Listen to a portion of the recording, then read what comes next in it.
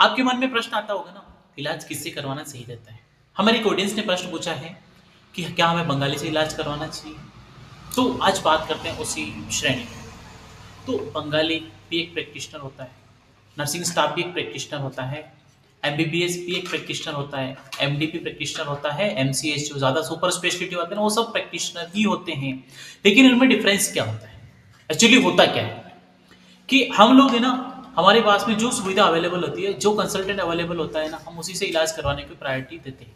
अगर हम बाहर चले जाते हैं ना, कहीं सुपर स्पेशलिटी या कहीं अच्छे बड़े हॉस्पिटल में, दिल्ली, अहमदाबाद, मुंबई, तो वहाँ पे हम कहाँ सुपर स्पेशलिटी वाले को दिखाते हैं। इवन हम एमबीबीएस से भी नहीं इलाज करवाते हैं। लेकिन अगर हम रूरल बेल्ट में होते हैं, गाँव में होते हैं, तो हमारे पड़ोस में जो प्रैक्टिशनर होता है, जो भी बंगाली हो, नर्सिंग स्टाफ हो, एमबीबीएस हो, तो फर्स्ट प्रायोरिटी हम बंगाली को ही देते हैं या फिर नर्सिंग स्टाफ को, क्योंकि जो हमारे घर पे आकर के जो हमें सेवा देता है, जो हमारा ट्रीटमेंट करता है, वही हमारे लिए बेस्ट होता है। लेकिन यही कंपैरिजन अगर हम हायर सेंटर में जाते हैं ना, जब उदयपुर, जयपुर, मुंबई, लखनऊ या कहीं पे भी जाते हैं, तो हम लोग एमबीबीएस को भी दिखाना पसंद नहीं करते हैं। क्यों?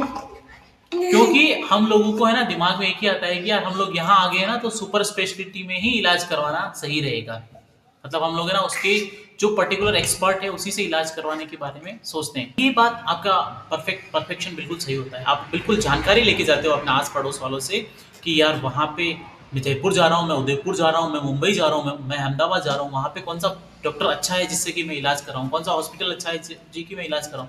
आप बाहर निकलते हो जहाँ पे आपका पैसा लगता है ना, तो आप इतना एक्टिव हो जाते हो। लेकिन आप घर पे क्यों नहीं हो पाते हो?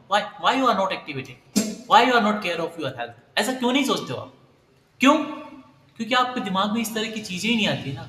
भाई हमारे पास वाले ने हमें इंजेक्शन लगाया, ठीक हो गए, that is very well and good. और पैसा भी क्या, 150 रुपये तो लेके गया है, तो धनमाया ज्यादा थोड़ी लेके गया है। तो हम लोग ज्यादा सोचते नहीं है, उसको अपनी जान दे देते हैं। करेक्ट है, सही बात है। लेकिन आपको कुछ चीजें ध्यान में रखनी चाहिए। उसकी क्वालिफिकेशन क्या है वो ध्यान में रखना पड़ेगा। वो उसने कहाँ पे एक्सपीरियंस लिया है वो चीजें ध्यान में रखनी पड़ेगी। वो आपको कौन सी ड्रग लगा रहा है वो आपको ध्यान में रखना पड़ेगा। कितनी डोज लगा रहा है वो आपको ध्यान में रखना पड़ेगा। क्या वो दवा सही है या नहीं है वो भी आपको ध्यान में रखना पड़ेगा। ये सारी चीजें अगर आप ध्यान में रखते हो तो आप कहीं पे भी इलाज कराओ।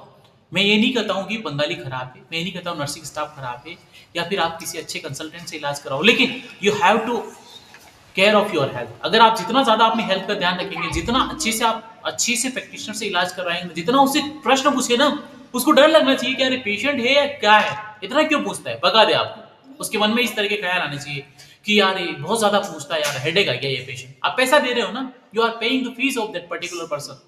आप उसको उसकी जो फीस है वो फीस पे कर रहे हो, उसके बाद में आपको 100 तरह के 50 तरह के सवाल पूछना आपका हक बनता है।